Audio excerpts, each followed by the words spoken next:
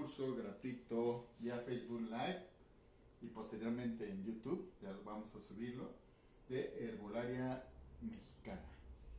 Bueno, estamos analizando la diferencia y las semejanzas entre herbolaria y fitoterapia. Dos términos, dos conceptos que pues usamos luego a veces indistintamente y estamos viendo la raíz de fondo de cada uno de ellos. Acuérdense que hay un autor muy interesante, George Canguilhem, que tiene una obra donde habla sobre la historia de los conceptos. Entonces, cómo se generan los conceptos socialmente, qué trasfondo ideológico, político y económico hay detrás de cada uno de ellos, ¿sí? Bueno, entonces, en este caso, herbolaria, continuando, en la herbolaria usamos las plantas completas o unas partes de las plantas. Aunque nada más usáramos las flores o las semillas, estamos hablando de millones de moléculas que están interactuando de manera sinérgica, o sea, como un todo. Entre ellas hay ciertas combinaciones que el hombre a lo largo de la historia ha estado utilizando con fines terapéuticos, alimenticios, ornamentales, etc. Independientemente que sepamos o no qué moléculas son, que las clasifiquemos o no, el hecho es de que están funcionando, por eso ha habido una selección de ciertas especies para cada uno de esos usos o para un uso múltiple. Bueno, entonces son millones de moléculas que por más que pasen miles de años y se inviertan millones de dólares, no vamos a saber ni siquiera de unas cuantas cómo interactúan y cuáles son sus mecanismos de acción. Por lo tanto, eso que se maneja que hasta que no haya investigaciones científicas y clínicas no podemos promover una planta, pues es incorrecto, está fuera de la realidad. La gente lo va a seguir usando, incluso aquellos que son muy cuadrados, muy reduccionistas, pues en un momento dado están en una situación grave de salud, pues no les va a importar, con que si les ayuda, aunque no conozcan el mecanismo de acción y las moléculas, seguramente lo van a llevar a la práctica. Bueno, en el caso de la herbolaria se conjugan fundamentos, argumentos, información, conocimientos bioculturales, pero también físico-químicos, energéticos, mentales, emocionales, como ya lo dijimos, ¿sí? Desde el origen del hombre, del hombre en la Tierra, hasta el siglo XXI, hasta nuestro siglo actual, se sigue usando herbolaria. No nada más en las comunidades indígenas o rurales, sino también en las ciudades, en los centros urbanos, ¿sí? Y pues muchos herbolarios, como curanderos, parteras, chamanes, brujas, han sido perseguidos siempre. ¿Por qué? Por intereses ideológicos, intereses políticos, económicos, ¿sí? Porque se pretende que hay una sola religión, un solo modelo económico, social, etcétera. Entonces todo lo que esté aleje de eso hay que perseguirlo, hay que eliminarlo, ¿sí? Bueno, se resurge a mediados del siglo XX. ¿Y dónde resurge? Como otras terapias alternativas, como otras medicinas alternativas o tradicionales, en el primer mundo, no en el segundo, no en el tercer mundo, como siempre se ha dicho, que es la herbolaria es para la gente pobre, para la gente que no estudió, la gente que no tiene conocimiento, no fue a la escuela, no fue a la universidad. Esos son los que usan y practican la herbolaria. Mentira. En las estadísticas, y nos lo dice la Organización Mundial de la Salud, donde ha resurgido en los países del primer mundo como un concepto integral, holístico, global, no nada más usando la planta, sino la parte espiritual, la parte energética, etc. Por eso viene lo de Hahnemann, por eso viene lo de las terapias florales o las flores de Bach, porque de la herbolaria retoman la parte energética, emocional, etc. Bueno, la herbolaria evoluciona, se moderniza y busca sinergias con la fitoterapia, pero también hay choques. ¿Por qué? Porque son intereses sociales, intereses económicos de unos cuantos. Entonces va a haber fusiones, puntos de intersección, pero también va a haber puntos de separación, ¿sí? Los conocimientos, en este caso de la herbolaria, pertenecen a todo el mundo, a toda la comunidad. No es de una sola persona, de una institución o de un personaje X. En fitoterapia buscamos encontrar la molécula maravillosa, milagrosa, que hace que nuestro hígado ya funcione al 100%, ¿sí? Aunque después haya efectos colaterales, contraindicaciones y que en farmacia, en fitofarmacia. Yo mientras más aísle una sustancia y la llegue a sintetizar, aumenta el costo, pierde eficacia, y obviamente puede producir efectos colaterales, contraindicaciones y toxicidad. ¿Por qué? Porque en su origen esta molécula estaba interactuando con muchas otras moléculas en sinergia. Acá, de hecho en la planta, esa molécula, fíjense bien, está actuando como microdosis, ¿sí? O sea, esta sola sustancia que extraje aquí en fitoterapia forma parte de millones y entonces están en cantidades muy pequeñas, esas moléculas. Por lo tanto, su efecto va a ser mucho menor, a menos que tenga una dosis muy elevada, que esté consumiendo constantemente ese té o esas cápsulas de manera adecuada, ¿sí? Por lo tanto, herbolaria la puedo tener en forma de cápsulas, de tabletas, sí, pero sin perder la parte holística.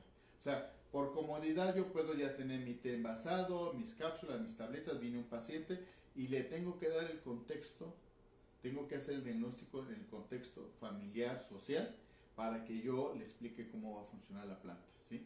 Que está ahí en una cápsula, sí, pero es un conjunto de moléculas y de energía y tiene que hacer ciertos ritos, por ejemplo, no tomársela antes del desayuno, sino después de la comida, tomársela despacio con su tecito, o sea, es parte de un rito que tiene que hacer el paciente, ¿sí? Y eso va a entrar en el cerebro y le va a generar procesos de sanación. Basada en el método científico positivista que excluye el método científico de las ciencias sociales, que en herbolaria pues se usa juntamente con el biologicista, tenemos la conclusión de ambos. Su presencia es a principios del siglo XX por un grupo selecto de investigadores, de universidades, de empresas, que lo ven con fines de lucro, de negocio, aunque lo que nos dicen que nos venden, que no, que el conocimiento científico que se está generando es para universal y para la especie humana. Mentira, porque ese es reducto de unas cuantas empresas que lo van a controlar. Obviamente si entran los gobiernos y financian los gobiernos, pues yo popularizo ese producto y lo hago accesible a toda la gente, que eso es lo que debería suceder. ¿Por qué? Porque cualquier gobierno, su función es al servicio de toda la población, no nada más de un grupo selecto. Por lo tanto, la salud debe de estar al alcance de todos, sean en forma herbolaria, sea en forma fitoterapéutica o de ambas. En Europa, sobre todo, está en decadencia la fitoterapia. ¿Cómo? Pues sí, por los efectos colaterales, lo mismo que está sucediendo con la medicina alópata, por los costos, por las interacciones medicamentosas, porque desencadena alergias y otros problemas, ¿sí?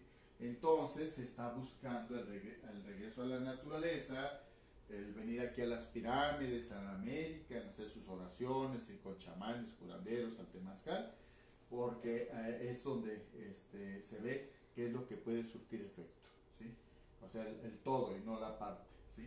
Resurgimiento entonces de fitocomplejos, ahorita platicaremos de los fitocomplejos cuando hablemos del totum, ¿voy? La fitoterapia no busca sinergias, no buscaba, ahora sí ya busca, por todos los efectos colaterales y porque se han dado cuenta que no puedo hacer a un lado la herbolaria, sino que la fitoterapia es hija de la herbolaria y tiene que estar vinculada. En este caso se trata de que el conocimiento que se genere le pertenezca a quien patrocina la investigación, ¿sí? Sea una empresa, una institución, un laboratorio. Y sus fines sobre todo son comerciales. Suena muy feo, muy gacho, pero ese es finalmente para la visión cientificista de grandes laboratorios, su fin es de lucro, es lucrar. Juan Hernández pregunta, comenta, todos los alimentos molidos pierden su esencia vital en poco más de 30 días. Eso vale para más harinas. El problema no es que sean molidas, sino que pierden su esencia en 30 días y pensamos que son malas. Con las plantas pasa lo mismo. Es mejor moler y usar a moler y encapsular. A eso lo sumamos corrupción, donde les dan agua destilada en lugar de quimioterapias y esteroides en lugar de medicamentos. Sí, habría que hacer esa discusión, estoy de acuerdo contigo, que no va a ser lo mismo que yo le dé la capsulita que tiene, que te gusta, 350 miligramos de la planta, puede ser las flores, la planta completa, etcétera, a que yo le dé una tisana donde estoy usando 10 gramos, 20 gramos de la planta para medio litro de agua. O sea, en este caso estoy usando una megadosis impresionante y en la otra estoy usando una microdosis. Pero si yo, y eso se trabaja mucho en la alquimia y en espagiria, que es la medicina ancestral europea, o si yo uso las mismas estrategias, la misma visión de la medicina tradicional mexicana, yo puedo encapsular el producto, puedo entabletearlo, puedo tener el extracto, puedo tener la tintura. Si yo tomo los elementos básicos que me dice la medicina tradicional, la herbolaria, ¿sí? Y lo puedo llevar a esa forma de presentación y de preparación, no va a ser nunca lo mismo, pero estamos en un mundo de demanda económica globalizado donde la gente lo que busca es comodidad. Entonces, si tú le das un té y le dices que se lo prepare así, así, que pida pida las plantitas que extraigan sus sustancias y que le emanen y la dejen en su agüita, sería padrísimo. Pero la gente anda en la desesperación y no, dice que nunca tiene tiempo, ¿sí? Entonces la herbolaria implicaría dedicar tiempo, espacio y lugar para que me pudiera funcionar, sea una tableta, sea una cápsula, sea lo que sea. Repito, no lo puedo reducir a eso, pero si yo también considero lo anterior, me va a funcionar mucho mejor que si nada más tomo la tabletita y me la trago. Aún así, uno lo ve que con los pacientes hasta se quedan impresionados, pues que se tomaron 2 tabletas en una semana y ya se sienten mejor. Sí, pero lo que no tomamos en cuenta es cuando nosotros lo consultamos, cuando platicamos con él, que transmitimos energía, emociones, buena voluntad, y la persona pues cree que con eso se va a sanar y además sí sana. ¿Sí? Es el don de la palabra, la palabra es importante en la sanación, en lo escrito igual es importante. ¿Sí? La siguiente. Ay, perdón, a ver la anterior, a ver si ya la vi. Sí, ya. Ya. Bueno, entonces como ven estoy tratando de resumir algo que cada uno de esos son temas muy controversiales, muy discutibles y puede ser que no estemos de acuerdo o el enfoque sea incorrecto. Pero bueno, es una propuesta que hacemos nosotros. En el caso de la herbolaria, se promueve la transmisión oral, la socialización del conocimiento, pero ahora también le podemos añadir la transmisión por redes sociales. Hay que modernizar el conocimiento herbolario y transmitirlo también así, ¿sí? Si yo puedo hacer Reiki a distancia, que por cierto, aquí está Samara, que es reikista, a veces al rato nos platica, porque nos preguntaron eso en la ocasión anterior, ¿cómo se explica que el Reiki puede darse a distancia y cómo funciona? Lo dejo al rato que intervenga ella, porque les va a invitar también a las terapias que ella imparte y que nos platique cuál sería la posible explicación de que pueda hacer sanaciones a distancia, en este caso usando el Reiki. Bueno, entonces la herbolaria la puedo transmitir por Facebook, por YouTube, etcétera, pero más que la herbolaria, el conocimiento, la experiencia, la información, pero también estoy transmitiendo energéticamente. Sería excelente que yo la planta la usara para transmitirla en todo el mundo. Si yo hablo con ella, lo grabo, a lo mejor puede ayudar en algo, ¿no? A una persona, ¿no? Si las plantas hablaran, excelente. Por cierto, por ahí anoten, ya estamos obsequiando, ya obsequiamos 2 libros, pero me dice Samara que nadie los ha solicitado y me ha puesto que le interesan. Obsequiamos el Códice de la Cruz Badiano, en su versión original electrónica. Obsequiamos, ¿cuál más? A ver.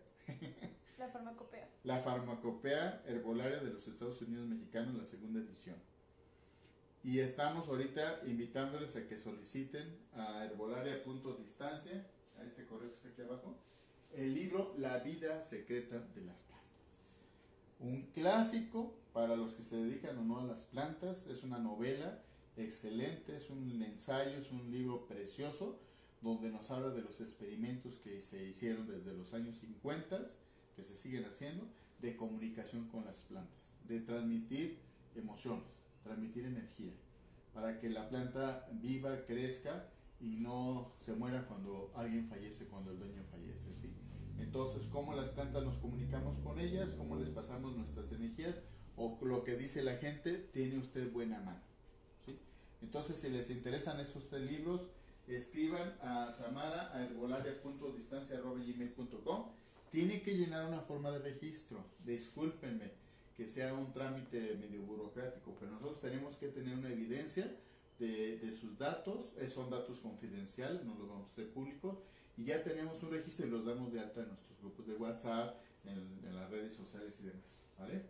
Bueno, también incorpora, eso es bien interesante, a lo mejor ahí la redacción no está bien, la herbolaria actual, moderna, incorpora recursos terapéuticos de la naturopatía, hablando de la naturopatía como del todo, de todos los recursos terapéuticos holísticos, y también de la medicina alópata. O sea, se alimenta de lo que ha encontrado la medicina alópata. ¿En dónde? En la fitoterapia. O sea que la herbolaria es como todos quisiéramos, una mente abierta, un universo abierto, no está cerrado, está siempre transmitiendo y está recibiendo, es dialéctico, ¿sí? La herbolaria. Y la fitoterapia se va anquilosando, ahorita vamos a ver, aunque ya por su crisis también está recurriendo a la herbolaria y también a las otras terapias alternativas. La herbolaria forma parte de la salud de los pueblos, la salud intercultural, nunca va a desaparecer, por más que digan que ya se fue sustituida por la fitoterapia, eso no es correcto. La herbolaria sigue avanzando, sigue evolucionando, se sigue actualizando, y independientemente de la fitoterapia o con la fitoterapia.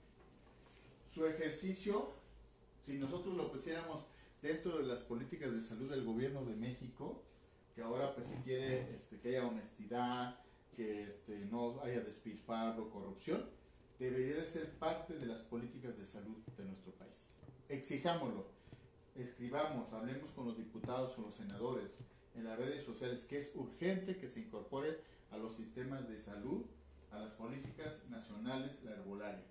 ¿Por qué? Porque si lo vemos desde el punto de vista económico, como lo hizo Obama en Estados Unidos, con las terapias alternativas, nos vamos a ahorrar millones de dólares.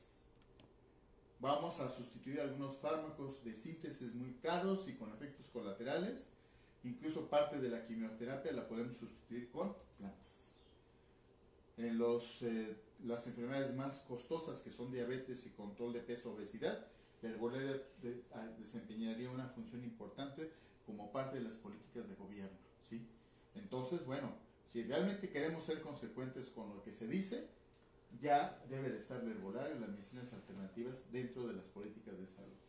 De otra manera, vamos a repetir el modelo que ha ocasionado despilfarros, corrupción y una ineficacia impresionante y efectos colaterales. Fitoterapia promueve control y aplicación del conocimiento en unas cuantas manos. Pues hablamos de laboratorios, de empresas, instituciones que son los únicos que pueden hacer fitoterapia, tanto en investigación como en su aplicación. Está cerrada a incorporar recursos y principios de otras terapias o de otros recursos alternativos, aunque últimamente por la crisis pues está otra vez viendo hacia su origen, hacia la medicina tradicional, hacia la naturopatía. Aprovecha a la herbolaria como una herramienta inicial, o sea, explota a los curanderos, a los hierberos, le saca información a las curanderas, o sea, hace biopiratería, buscan las fuentes ancestrales y luego ya de ahí selecciona lo que le interesa económicamente, y entonces para desarrollar sus investigaciones sin dar reconocer autorías y mucho menos regresar sus beneficios a las comunidades de donde se robó ese conocimiento. O sea, es una explotación irracional del conocimiento de las plantas, etc. ¿Sí? Promueve la biopiratería, el robo de información, de conocimientos, de experiencias, de plantas. Bien visto por la medicina alopática dominante o hegemónica, en algunos casos, algunos actores sociales de la medicina alopática, algunos médicos, están abiertos a que se meta algo de herbolaria o que el paciente busque por ahí algunas hierbitas, aunque hay dos visiones, una que dice, pues use sus plantitas, de todos modos no le va a perjudicar, o la otra, no las use porque puede haber alguna interacción con lo que yo le estoy dando. Entonces, y eso además es charlatanería. Bueno, vende productos milagro, ya lo dijimos por qué. O sea, la herbolaria en su esencia nunca va a vender ni usar productos milagro. Si entendemos bien el concepto de herbolaria que hemos estado manejando.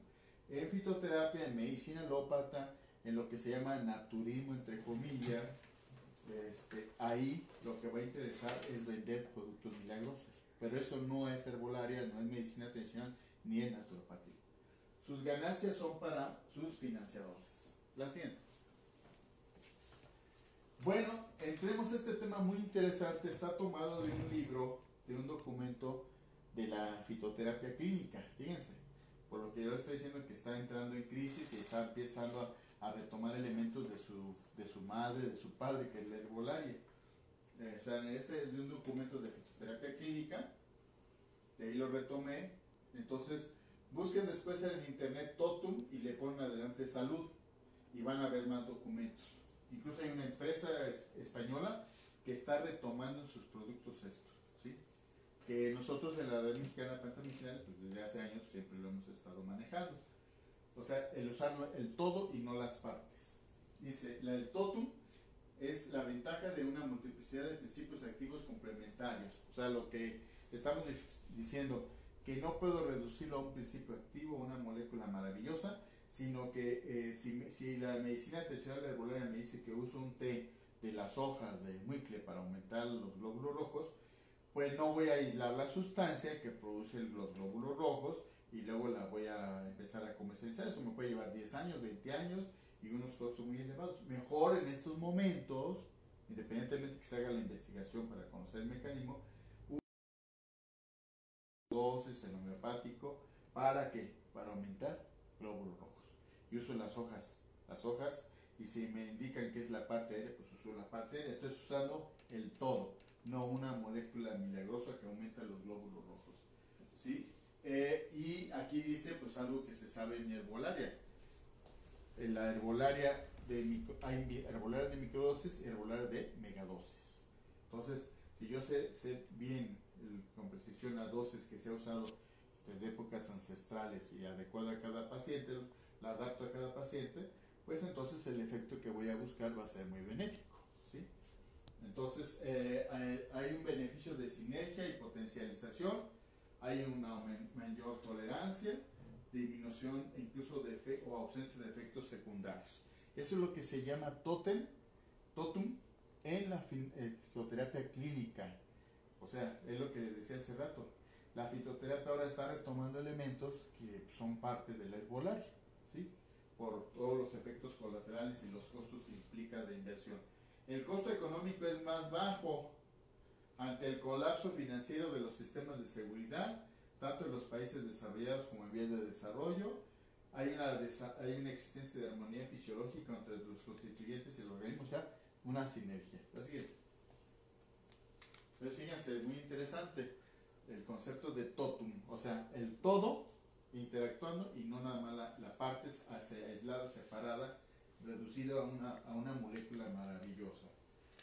Entonces, pues ya sé esto, que las plantas medicinales son millones de moléculas interactuando, donde hay energía, hay flujos de energía, hay energía vibracional, y eso lo explica la física cuántica, donde hay también, se toma en cuenta las emociones, la hora del día, la fecha de colecta, cómo se colectó, todo eso tiene que entrar en la interacción con una planta medicinal.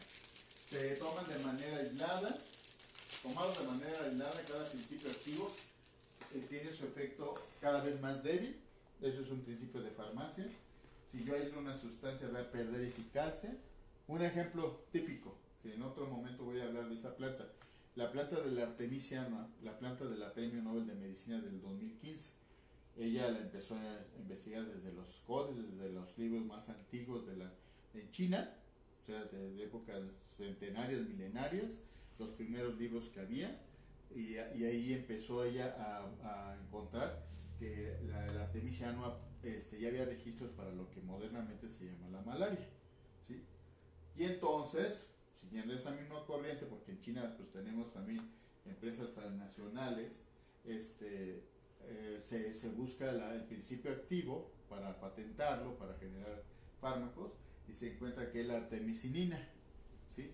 Y entonces pues ya todos maravillosos, milagrosos, contentos porque se logró aislar la artemisinina y estandarizarla a partir de plantas, de cultivos de plantas, incluso manejando hibridaciones de plantas, manejando cultivos transgénicos para generar más artemisinina. Y oh sorpresa, en un tiempo muy corto, unos cuantos años, nos damos cuenta que la artemisinina aislada, purificada, no surtió efecto en los bichos que producen la malaria. Se hicieron resistentes y por más dosis que aumentaba se siguieron siendo resistentes. Y eso pasa con las bacterias, con los virus, con los protozoarios, etc. O sea, con que sobreviva el 1% o menos del 1% a esa sustancia, sea sintética o natural, y la siguiente generación va a ser cada vez más resistente. Ese es el cuento de nunca acabar, ¿sí? Entonces, ahora, ¿qué están haciendo en Asia? Pues ya no la artemisinina en fármacos, sino usar la planta completa, el totum, ¿sí? Y entonces tenemos menos efectos colaterales, menos toxicidad y más eficacia. Ahora, en el herbolario de medicina tradicional alternativa, nosotros partimos de un hecho. Es como la agricultura ecológica orgánica. No se trata de eliminar al bichito, a la bacteria, virus, hongo, no. Pueden coexistir con nosotros perfectamente bien. Como decía un campesino en una comunidad, dice, bueno, pues es que los animalitos que hay ahí que se comen mi verdura, mi fruta, mi maicito, pues también son hijos de Dios, pues ellos también tienen derecho. Nada más que pues no me acaben todo mi cultivo, ¿no? Que me dejen para subsistir y para comercializar. Pues si se acaban con el 1%, pues hasta les dejo un pedacito ahí para que se alimenten de ello, ¿no? Y no erradicarlos, ¿sí? Entonces ese mismo principio sucede en el totum o en el herbolario, en la medicina tradicional ancestral. Tienes bacterias, virus de papiloma humano, pues a lo mejor tenemos cientos. Y cuando se nos bajan las defensas, cuando andamos deprimidos, tristes, pues se activan o por transmisión de otra persona y están dándonos lata y nos ponen en riesgo. Sí, entonces tomo un tratamiento holístico de medicina tradicional, ancestral o naturopático, aplico reiki, aplico acupuntura, herbolaria, masajes, psicoterapia, constelaciones familiares. ¿Y qué voy a lograr? Que se baje la presencia de ese virus casi a 0, a lo mejor a 0.1, y mi organismo va a estar sano. Voy a poder convivir a calidad de vida el resto de mi vida. Pero pensar que lo voy a eliminar al 100% es un engaño, eso no existe. Porque si lo quiero hacer, pues voy a tener otras consecuencias sobre otras partes de mi organismo. Y además en la realidad no existe eso, ¿sí? Aunque yo aplique quimioterapias, eso siempre va a haber células que resistan y cada vez van a ser más agresivas, ¿sí? Entonces, el principio de la herbolaria, de la herbolaria, de la medicina tradicional, de la naturopatía, es control. Tener un control de todos estos sustancias, bichitos que me pueden producir algún problemilla. Y yo sé que si no subo mis defensas, no me alimento bien, si mentalmente no estoy sano, pues al rato me van a volver a dar lata. Entonces, como ven, la percepción es diferente que hace la medicina alópata. Bueno, entonces aquí también cuando uso el totum en fitoterapia, no va a haber interacción medicamentosa.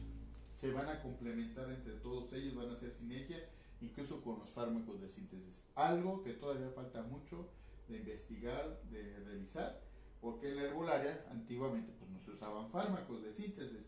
Ahora ya en esta conjunción de saludes integrales, holísticas, donde introduzco también los medicamentos alopáticos, entonces no sé cómo va a ser la interacción entre ellos. Que muchas veces los pacientes, a ustedes les ha pasado que dicen, oiga, pero es que estoy tomando omeprazol, naproxeno, y usted me da algo también analgésico desinflamante para proteger mi colon y demás, ¿no va a haber alguna interacción? ¿O dejo mejor ese medicamento?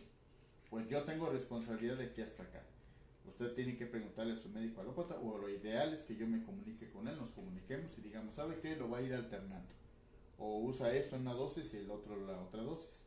Eso sería lo ideal. Bueno, em, bueno, dice la visión sistémica le destaca una noción fundamental. En cada nivel de complejidad del totum, los fenómenos observados revelan propiedades que no existen a nivel inferior. O sea, el nivel inferior aquí le llaman los principios activos aislados. No va a haber la misma acción si yo tengo varias moléculas separadas y las junto a que si tengo con otras millones, esas poquitas que tengo ahí. Su interacción va a ser diferente. ¿Sí? Caso de la cultura ejidal pregunta, así es un principio ético-moral de la permacultura cuando siembras 3 semillas es pensando una cosecha para las plagas o los dioses, otra para el prójimo y otra para mí. Bueno, entonces, ¿por qué en la salud, en la salud, en la medicina alópata, medicina biológica, no hay lo mismo? Porque lo ha eliminado, lo ha reducido a cosas milagrosas, a una cirugía milagrosa, a un cambio de órganos milagroso, como si eso resolviera el problema. Nos ayuda y obviamente si llega una etapa así, pues ni modo que le diga a uno al paciente que no lo haga. Pero nos hemos olvidado de lo otro, ¿sí? Nos hemos endemoniado o negativizado a los bichitos. Alguien me puede decir, ah, sí, usted lo dice, pero si usted tuviera viruela o tuviera cáncer o eso, pues ya no diría lo mismo. Bueno, tengo que hacer los mecanismos de urgencia, obviamente no los puedo hacer a un lado. No puedo decirle al paciente, no, pues usted lleva el tratamiento de un año, vamos a ver, no. Si ahorita urge y hay que hacer cirugía, no hay de otra, ¿sí? O sea, tampoco puedo irme al otro extremo, ¿sí? Hay gente también en ese sentido dentro del naturismo y de esto, que dice que todo lo demás no es posible, que no hay que extraer órganos ni nada, por más que se esté avanzando en el problema. O sea, aquí lo que se trata, yo lo dije desde el principio, es tener una visión abierta, holística y ubicarnos en las necesidades del paciente, en lo que uno está requiriendo también como terapeuta, en nuestros alcances y limitaciones. Es muy difícil, pero tenemos que ser honestos y decir, no lo sé, déjeme investigar o usted investigue. ¿Por qué? Porque se piensa que el terapeuta, el médico alópata y demás, pues es un dios en la tierra y que sabe de todo y nos va a dar explicación de todo y lo que nos diga, eso debe de ser. Entonces hay que ser críticos, autocríticos y el paciente debe de responsabilizarse, no el médico, no el terapeuta. ¿Sí? La otra, las ventajas del totum, en el anterior decía que no es la suma de las partes, sino es la interacción de las partes. Y estamos hablando de partes que cuerpo, mente, espíritu y energía. ¿Sí? Juan Hernández dice, hay que ver la vida secreta de los microbios, es un libro. Ajá. Sí, eso es muy interesante, no recuerdo el autor, es muy bonito ese libro y nos puede dar mucha enseñanza sobre los bichitos que tenemos en nuestro cuerpo, que son miles, que están en el suelo, en el aire, en el agua, y que pues muchas veces desconocemos. Hay cuánta gente que no quiere usar, que quiere usar siempre su cloro, desinfectantes, fragancias y todo, porque no, pues hay que acabar con los bichos. Nunca se va a acabar con los bichos mejor van a acabar con nosotros, se van a hacer cada vez más resistentes y más peligrosos. Si nosotros revisáramos las investigaciones que se han hecho en los hospitales, hay varias bacterias que se han encontrado que son sumamente peligrosas, más que el cáncer, más que el virus de papiloma humano o del VIH. Y están ahí presentes en los hospitales, en el sistema hospitalario, ¿sí? Y cualquiera los puede pescar, desde los médicos, las enfermeras y los pacientes. Entonces, ¿qué hemos generado? Monstruos, ¿sí? De bacterias, de hongos, que pues, ¿cómo los vamos a erradicar? Solo que quemando el hospital, ¿sí? Entonces, eso es consecuencia de toda esta adaptación que tienen estos microorganismos con todo eso que el hombre ha generado, con lo industrial, los agroquímicos, todo esto, más aparte con los fármacos. Entonces, ¿qué tenemos que hacer ahí?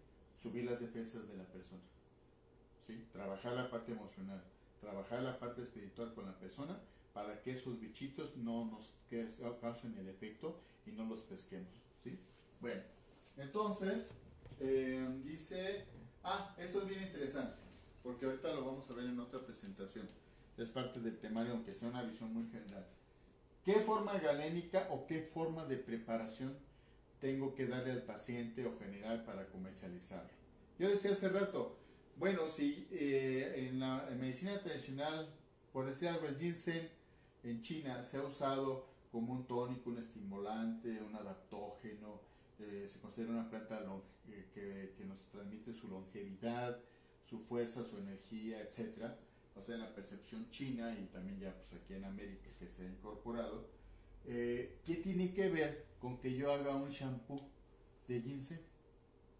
Que los chinos ancestralmente se lavaban con eso su cabello y lo estimulaban. ¿Sí o no? Pues a lo mejor sí. Bueno, tengo que investigar, pero sin embargo encuentro shampoos, shampoos, lociones para el cabello con ginseng. Entonces puede ser un engaño que nada más es con fines comerciales, por el aroma, el color que nos da, etcétera, pero realmente no tiene ninguna fundamentación ni científica y mucho menos tradicional. Entonces el totum me indica la forma galénica, la forma de preparación más adecuada. Por lo tanto, tengo que irme a la fuente original de cómo usaban o cómo están usando esa planta, si es la parte completa, si son las flores, las semillas, si hago un té, si hago un baño, si se la doy en forma de cataplasma. Y eso me va a indicar si yo la proceso en casa o la proceso en un laboratorio, cuál es la más adecuada para que funcione. ¿Sí? Obviamente antiguamente no se usaban tabletas, chochitos o globulitos, ni tampoco ¿cómo se llama? Cápsulas. Pero sí me puede indicar por lo menos si es oral o es externo y qué partes de las plantas y cómo lo tengo que preparar. ¿Sí? Bueno, entonces esto debería ser lo más posible al totum de la naturaleza. Por ejemplo, muchas formas galénicas cumplen con esto. El polvo total de la planta, no el polvo nada más de las flores. La suspensión integral de la planta fresca, o sea que yo haga una tintura, un extracto u otro, un jarabe, pero de la planta fresca y no seca. Si así me lo está diciendo la medicina ancestral, la medicina tradicional, la práctica tradicional de los curanderos, de los hierberos o a nivel casero, me está indicando que se use la planta fresca para tal componente, como sucede en homeopatía, que ahí se usa planta fresca, y en herbolaria, en fitoterapia, no nada más se usa la planta fresca, sino también seca. ¿Sí? Infusiones o decocciones cumplirían con esto, que es la forma galénica más antigua, la forma de preparación más antigua, de las más antiguas desde el origen del hombre. Extractos fluidos, que ya es una variante ya más moderna, extractos secos, microesferas, tinturas madre, aceites esenciales, que en este caso, pues la tintura y el aceite extraen a más partes de las plantas, elimina otras, porque no todas las moléculas se van a disolver en alcohol y en agua, o se van a disolver en aceites, o los voy a extraer, nada más no se van a reducir aceite de las plantas aromáticas, sino las plantas aromáticas, además de aceites esenciales, hay otros componentes que actúan con ellos para dar esa sinergia, ese totum. Es imperativo que estos extractos totum se encuentren completos en sus modalidades.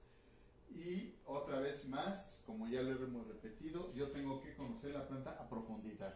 Así como con mi paciente hago una historia de vida, una historia familiar, también con la planta. ¿Sí? O sea que la pongo ahí a sentarse a la planta, a ver, platícame tu historia. O sea, cómo el hombre empezó a usarla, cómo la aplicaba, qué efectos tenía, si producía alucinaciones, todo eso, pues tengo que irme a su historia. Para entonces al final saber cómo la voy a aplicar en mi paciente o qué forma galénica voy a elaborar la siguiente. Bueno, esta la estamos obsequiando con fines educativos. Por ahí un compañero la escaneó, la Farmacopea Herbolaria, la segunda edición, donde vienen 119 monografías de plantas, otras extra farmacopea que sí le llaman, que son las que son de tipo herbolario, y los métodos de análisis a nivel de laboratorio. Esto sobre todo le va a ayudar para aquellas personas que tengan un laboratorio, para estudiantes, para maestros que estén haciendo algún trabajo ahí en sus laboratorios. No es tanto para consulta popular, porque no van a venir recetas ni formas de preparación, pero sí me da una idea de los estudios que se han hecho, de las investigaciones, de los principios activos y otros componentes que se han importado en las plantas. Más que farmacopea herbolaria debe ser una farmacopea fitoterapéutica o fitoterápica, ¿sí? La siguiente. Vamos a ver algunos casos. Ajá. María Teresa pregunta, ¿cómo se aborda la caducidad de las plantas? Muy buena pregunta. Bueno, si uno le preguntara a un curandero, un chamán de cepa original, no a los que se dicen que son así, nos van a decir que si la colectamos adecuadamente a la hora del día, la época adecuada, si le pedimos permiso, todo eso que sabemos que todavía afortunadamente se lleva a cabo, si la procesamos también bien, adecuadamente, hacemos el secado, el deshidratado, y también si la almacenamos adecuadamente, potencialmente la planta no tiene caducidad, ¿sí? Pero ahí vienen los peros, que no la colectamos adecuadamente, no es la parte de la planta, mucho menos la secamos como debe de ser. Casi todas las plantas que venden en las hierberías, para rapidez, para venderlas, las secan en los techos de las casas o en los patios, ahí donde andan los animales. Si no me creen, vean las flores de azahar, vayan a una hierbería y que les vendan un poquito de flores de azahar, de las flores de los cítricos. Van a encontrar carbón vegetal, porque le ponen fuego para evitar que cuando bajan las temperaturas, entonces le encienden unas hogueras a un lado de los árboles, para que cuando baje la temperatura, cuando vengan las heladas, no se vayan a morir los cítricos, sobre todo en algunos lugares del país. Segundo, van a encontrar excrementos de gallinas o de otros animales, porque luego están los arbolitos ahí en el patio y andan las gallinas, ¿verdad?, pepenando, y luego toda la flor que cae la recogen y la envasan o la venden en costales. Entonces, en ese caso, pues como yo puedo esperar que va a tener los mismos resultados que otra que se recolectó manualmente, que se puso una malla, que no se dejó que entraran los animalitos, etcétera, todo eso. Entonces, en este caso es muy importante que yo desde un inicio, como lo dije hace rato, tome en cuenta todos esos factores para que al final mi producto sea de buena calidad. ¿Qué se maneja en las farmacopeas, en los libros de herbolaria, de fitoterapia, más académicos? Que la caducidad de una planta seca es de 1 año. O sea que cada año tengo que renovar mis plantas que tengo en mi botiquín, en mi cocina, incluyendo el tomillo, el orégano, todo eso que usa para la comida, ¿sí? Siempre y cuando lo envase bien, porque luego a veces no lo envaso bien, al rato ya tiene hongos ahí o ya entró la polilla, ¿sí? Entonces en promedio 1 año para planta seca. Si son tinturas, extractos, 3 años en promedio. Se maneja 3 años de duración. Sin embargo, hemos encontrado, ustedes lo han visto en los restos arqueológicos en las pirámides, plantas como el pericón, que son desde la época que estaba Moctezuma, Cuauhtémoc, o sea, de cuántos cientos de años estamos hablando, y funcionan perfectamente bien. Se han encontrado semillas que si se siembran, nacen, brotan, entonces no perdieron viabilidad. ¿Por qué? Porque estuvieron en un lugar seco, oscuro, casi con poco oxígeno, entonces pues no se murieron, ¿sí? Entonces mucho depende también del almacenamiento, que también yo descuido muchísimo.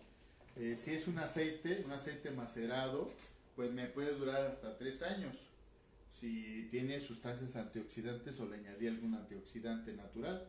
Por ejemplo, el aceite de chía tiene su propio antioxidante, entonces me puede durar 3 años si es que se enrancia, que se me echa a perder.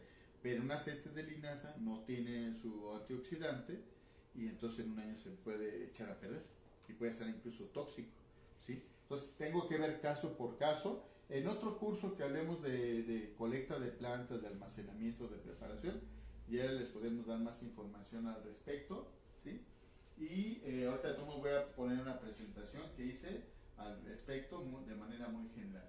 Bueno, esta es una de las plantas más vilipendiadas, más atacadas, más mal habladas de ella, con muchos mitos, con muchas leyendas, con muchos miedos, tabúes. Y a partir de ahí conocimos a varias personas, en particular una de las que nos está siguiendo, que le mandamos un saludo, bueno, esperemos que nos esté siguiendo, y fue con una pregunta que hizo hace varios años sobre el toloache. Y lo primero que se le viene a uno a la mente es, pues, esta persona, entonces, ¿a qué se dedica? Si es una bruja, es una curandero, es un brujo, un curandero, o anda dándole a su esposo o a su esposa, o pretende darle. Pues ya se queda uno así como a la expectativa, si le daré o no la información, ¿sí? Mujeres, porque es algo muy delicado, hay que hacerlo con cuidado, todo ese chorro, ¿no? Pero creo que hay una pregunta, ¿no? A ver, ¿qué pregunta? Ahorita hablo más del toloache. Nada más, opinión. Juan Hernández Hernández, 3 años tinturas y se envasan en botellas de vidrio sanitizadas y en azul no caducan. Sí, pues lo ideal es que mis envases sean de vidrio, que no use plásticos como estos PET, para que su interacción también sea más positiva, porque estos generan sustancias altamente tóxicas con el tiempo, y sobre todo cuando las reciclo para el agua, y deben de ser de vidrio, exactamente. Pero aquí viene la pregunta, ¿cómo le hacen nuestros ancestros? ¿Cómo lo hacen en las comunidades indígenas y rurales que no hay vidrio? O llegan muy pequeñas cantidades.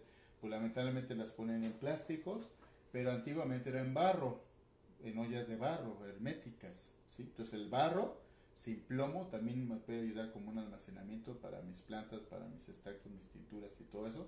Pues hay que rescatarlo, ¿no? Muy bien. Bueno, entonces, esta planta tan vilipendiada, tan atacada y a la vez tan desconocida, llamada toloache, toloatzi, es una planta de los dioses, es una planta enteógena, es una planta de mucha importancia prehispánica, una importancia espiritual, energética. Es una planta de poder, que bien usada me puede ayudar a trabajar en otros niveles de conciencia, llevarme a otros niveles de conciencia acompañado de un curandero, de un chamán que sepa al respecto. Entonces me puede ayudar para entrar en un estado a otro nivel, para trabajar mis emociones familiares, históricas, de generaciones anteriores, y encontrar solución y tener una mejor claridad en mi vida, en mi futuro, una calidad mejor de vida, ¿sí? Mal usada, como muchas plantas incluso que yo como diariamente, como el aguacate, como el jitomate, mal usadas, puedo intoxicar y puedo matar a una persona, obviamente, sí, puedo envenenarlas. Va a depender de qué parte de la planta, cómo la prepare, en qué dosis, etc. Entonces, por eso la herbolaria implica una gran responsabilidad, honestidad y profesionalismo autodidacta o académico. Bueno, entonces en este caso, un uso que se ha perdido y una transformación empleando una forma galénica es su uso externo para reumas, para granos, para zonas adoloridas, inflamadas, artritis hemorroides, varices, y también para granos en la piel. El preparar una pomada. Ahí les va, entonces, porque a todos nos encanta hacer recetas, seamos hombres y mujeres. Y después, si funcionan, decir, ay, mira, qué excelente me salió mi pomada. No, me van a decir, qué excelente aprendí en el curso fulano que dio fulano, y qué fregoncísimo es la maestra o el maestro. No, hablamos de que yo soy el experto, ¿no? Está bien, es parte de la condición humana hacer eso. No hay problema, ¿sí? No damos la fuente, no damos reconocimiento. Eso no debe de ser motivo de que nos sintamos incómodos los que transmitimos la información. Bueno, entonces en este caso yo tengo que conseguir las hojas o toda la parte aérea del toloache. Hojas, tallos y flores. En esta imagen de acá se ve el fruto con muchas espinitas y sus semillas para que yo pueda propagarlo. También las semillas las puedo usar, son mucho más poderosas, tienen un poder energético mucho más que el resto de la planta. Pero generalmente se usa ¿qué? Las flores, que son muy semejantes a las del floripondio, y las hojas, que no, a ver si se alcanzan a ver aquí en el fondo. Entonces se recolectan, sobre todo en las mañanas, al amanecer, cuando están en plenitud de las flores, ¿sí? Cuando están abiertas, se recolectan pidiendo permiso a la planta, solicitando que funcione sobre mis pacientes, puedo hacer algunos cantos, algunas oraciones, que por cierto lo retoman las terapias florales, las flores de Bach. Nosotros hicimos el primer kit de flores aztecas y hacemos toda esa ceremonia con tambores, con música, con cantos de nosotros, pidiéndole al universo que nos ayudara a las plantas, que transmitieran esa energía a nuestros pacientes. Entonces se debe de cuidar, de colectar con cuidado, puede ser con la mano o con unas tijeras de podar pero limpias, o con un cuchillo limpio, ¿sí? Y se guardan ya en una bolsita, de preferencia que no fuera de plástico, pero si no, pues en mi morralito de tela, y si no en bolsas de plástico en lo que lo llevo al procesamiento, ¿sí? Dejo una parte de las plantas y de las flores para que después obtenga semillas y la planta se siga dispersando, ¿sí? Nada más tomo lo que voy a usar, lo demás lo dejo ahí. Y ya que recolecté, entonces aquí tengo dos opciones: usar la planta en fresco o usar la planta seca. Hay personas que dentro del herbolario que dicen que las dos funcionan perfectamente bien, siempre y cuando el secado se tenga que hacer a la sombra, no al sol. Acuérdense que para el sol uso partes duras: raíz, troncos, tallos, semillas, frutos. Y para hojas, flores o partes delgaditas de las plantas o muy sensibles, uso la sombra. Entonces tengo que hacer el secado dentro de mi casa, no en la cocina, porque luego hay mucho cochambre, en un lugar donde haya corrientes de aire y esté limpio, y ahí voy a extender mis plantitas sobre papel o sobre tela para secarlas. Bueno, haya escogido o no haya escogido una a la otra, entonces paso a utilizarla, ¿no?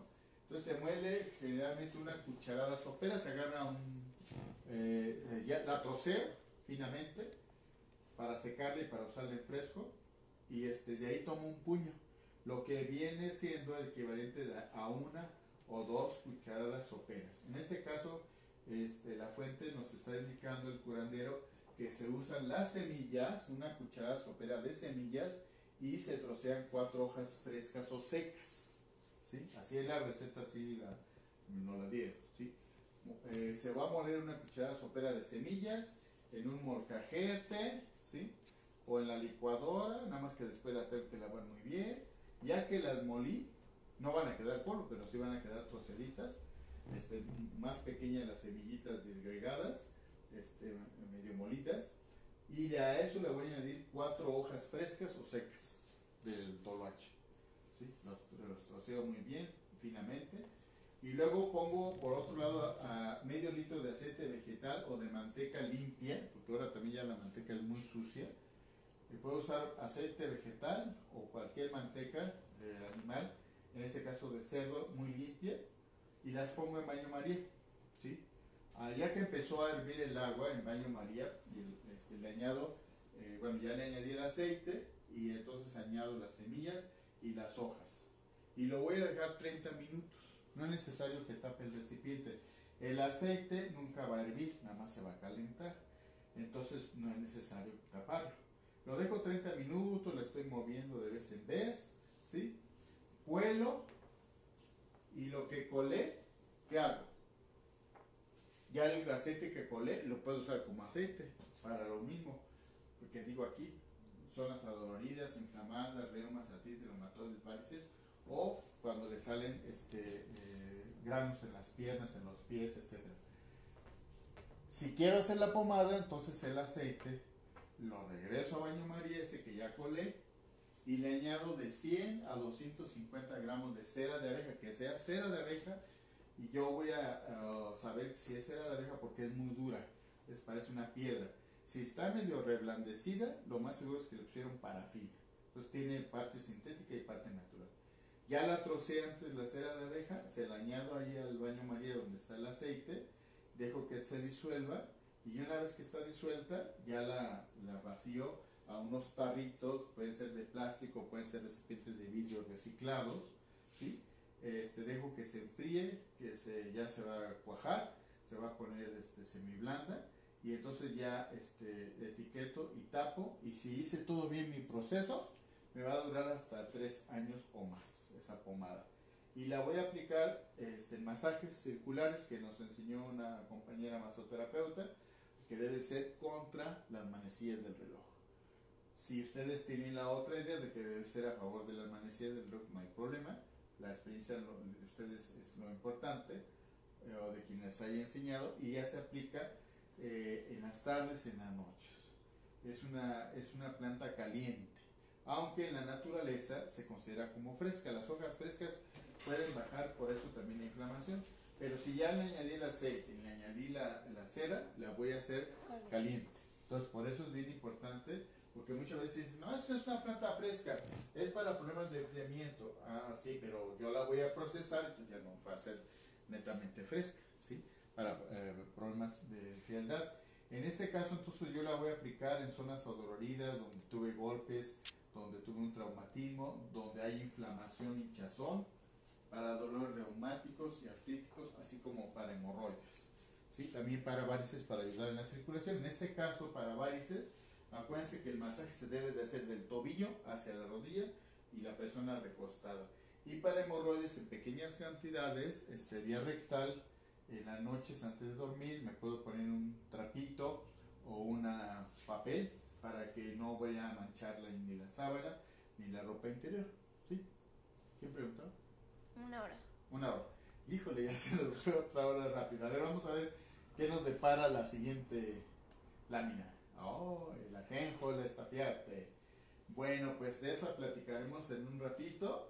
¿Qué diferencia y semejanza hay entre una planta europea introducida en la época de la colonia, que es el ajenjo, y nuestra planta prehispánica, que es el estafiate?